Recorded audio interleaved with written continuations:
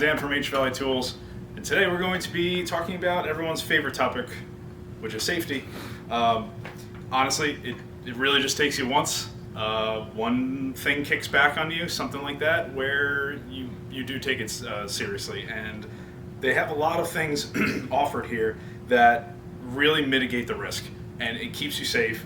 And some of it doesn't really seem necessary until you start using them and you realize that it's something that you really should be taking into account. And they're not expensive, and it's just stuff that you should have in the shop. I mean, to be honest.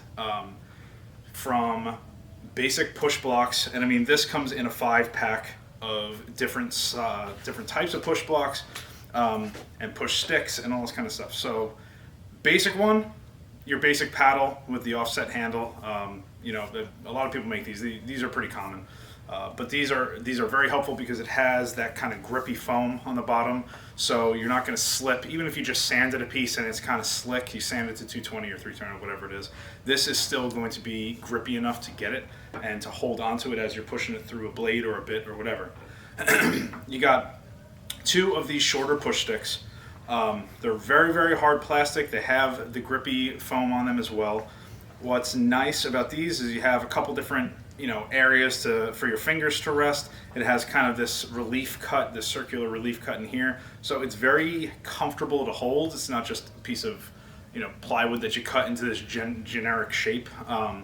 The other thing that's nice is that this has 2 different angles, so if you have long thin stock, you could hold it on the long thin piece right here. So if you're holding it like this, it's comfortable. It also has the 45 notch on the front, so if you're pushing this, using this for like a table saw or something, you can tilt it on end like this at 45 degrees, and you can have pressure down and forward, which is really nice. So you get 2 of those. Very, very handy. And honestly, it's not really just about keeping your hand away from the blade. It's if you're doing stock that's small, or you're doing maybe a dovetail bit or something that might cut into the wood enough.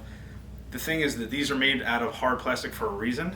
They're not metal, obviously, because if a blade hits these, it's just going to cut right through this as well and not your hand. And it's not going to hit something hard like metal and then throw this wherever it's going to throw it. So really, really handy to have. Kind of the next level of this, same concept really. Outside of this one is mostly used for a table saw. You can use it for a router table too, but this has the length that you need to keep your hand away from a table saw. If you get to a point where you have a cabinet saw where the blade is still maybe, the other nice thing is, just because they know that you're going to be having this around your table saw, and most bases of table saws are metal or something that is magnetic, they put 2 magnetic blocks here, so wherever you are, you can just hold right there. So it's out of the way when you don't need it, and it's right there when you do. Convenient, simple push stick, definitely a good thing to have. And then something that is a little bit more, it's more beefy. It has some calibrations on here. It has some basic rulers and degrees and things like that. Honestly, the biggest advantage for this is doing thin stock. So this is a 1/2 inch thick, so anything thinner than that, again, you can get by with just a piece of wood if you're holding it. But for something up to a 1/2 inch and wider off of your fence, this is a great option because you can pretty much just hug the fence. There's nothing protruding out the face of this. It can ride really flat up against the fence, and you can really get some good downward pressure as you're pushing forward. Really helpful, really, really handy to have this. So this pack comes in 5. You can find it at HValleyTools.com. Just search in the safety section. And honestly, that can be used for router table, you use for table saw, wherever. So that's this kind of stuff. Great. Other things that are not necessarily for a router table specifically, anything that has grooves that you can tighten this stuff into. Feather boards are huge. Feather boards on this router table are fantastic because you can pretty much push material and hold it tight against the fence the entire time that you're using it. It's fully adjustable. The only limitation on this is how thick of the stock you can do, but again, you're probably going to use a handheld router if you're doing stuff that's wider than that. But being able to travel this, up to 5 inches is really helpful. And then that same concept, this is in a miter slot, so this could be used in a table saw, this can be used in a router table, anything that has a standard miter slot. And there is some variance too, because the bolt, when you tighten this down, so that bolt shifting out, it can give you a little bit of variance in the size of the miter slot as well. Something like this with the T-slot. Another feather board with the T-slot, because this is now holding the material down. You can use this on a T-slot, like on this router table at HValley Tools. So this has those two separate styles with the miter gauge and the T-slot. So with this, it's holding material down. So if you're doing a router bit and you're holding material down as you're going through a bit or whatever it might be, you want the material to be held towards the fence and down to the table. Those are really the most important things. So feather boards, a million uses of feather boards. You can have it on the in-feed, you can have it on the out-feed, you can pretty much have it wherever. Good to have multiples of those just laying around. Then, honestly, you kind of want to see what you're doing. I know in my first shop, it really didn't have great lighting. It was just in a basement with a bulb, so I really couldn't see what I was doing, and there were shadows everywhere. This is fantastic.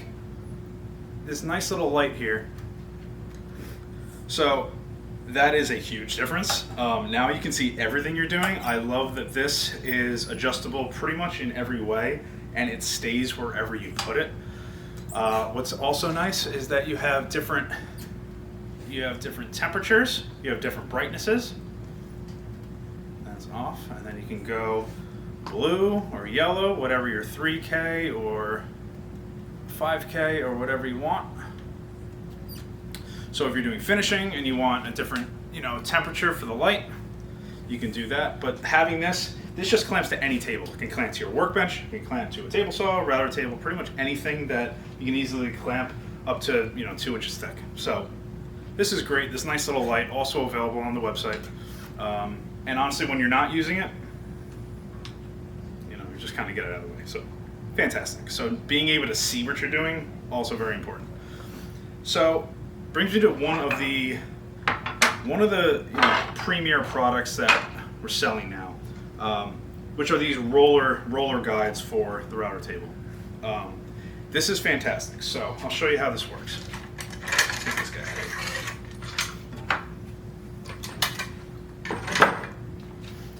So these act similar to the rollers you'll see on a table saw. So the most important thing is that they're angled toward the fence.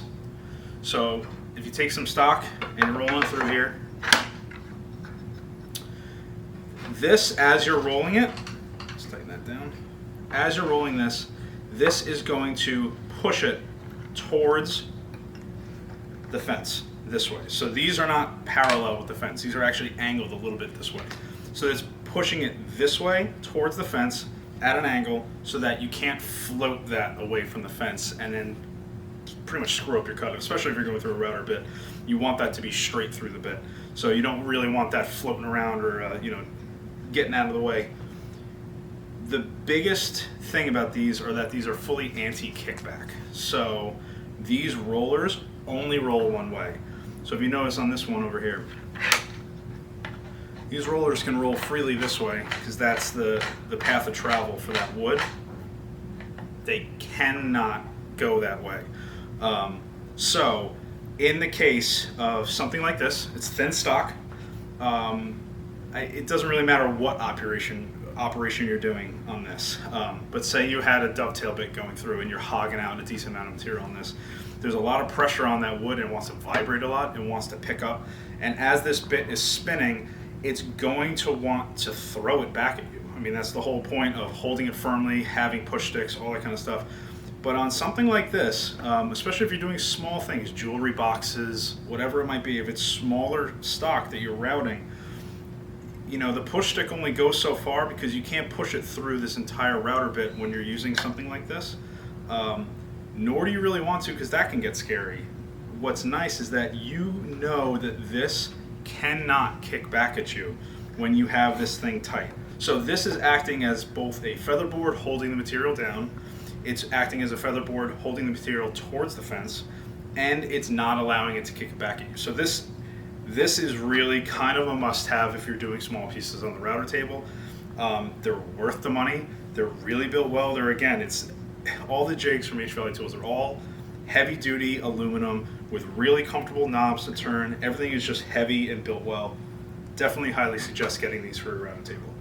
So, turning into some other stuff. You know, because you can talk about safety all day long, but honestly, there are just a lot of options here. So we're going to go through a couple of the others. I don't know if you've seen these before, but these are mostly used for the table saw. This is where you have some stock. That you're running through the table saw,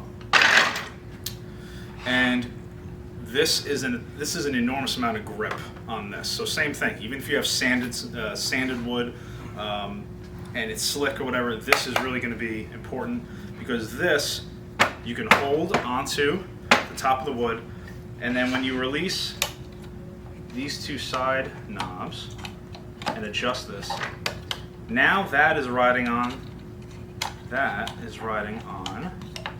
the fence or the tabletop. So you have a ton of support when you're pushing this through a table saw. So you could, if you had this up against the fence, you have this riding on this tabletop so that you have stability there. It's not racking, it's not rocking. And you have downward pressure on the wood. You have a huge, comfortable handle that is also angled similar to the push blocks. So your hand is even farther away from the blade. And then when you push this through, you have complete control over it. It can go wherever you want it to go. Has a really good feeling of safety. And then they have grooves in here, so if you were doing thinner stock, you could actually line this up with your table saw fence and have the blade go through these channels and you wouldn't really hit anything.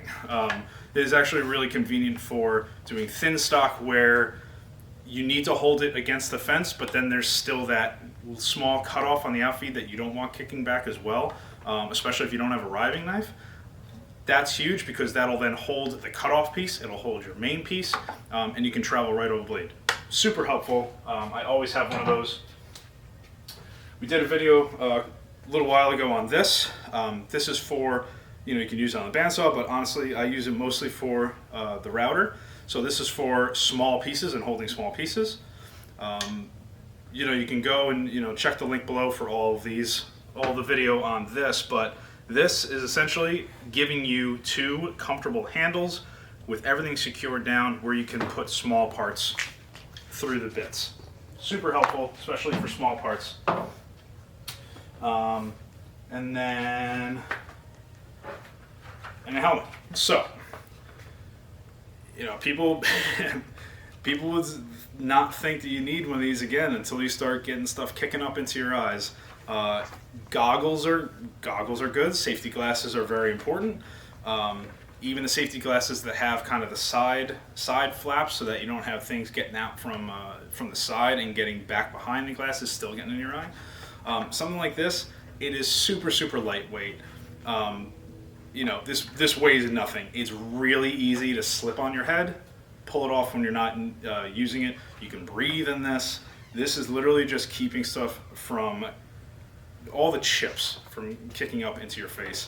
So another feature about this router table setup, really helpful to have, you can see in the front that there's the power switch. So you're not reaching up and under and turning on the router manually with your hands. You have a nice little switch over here, but the more important feature is how you turn it off. Let me show you. So you can pull this up because this is the big emergency stop. When this is pulled up, that starts the router, and now your router is running.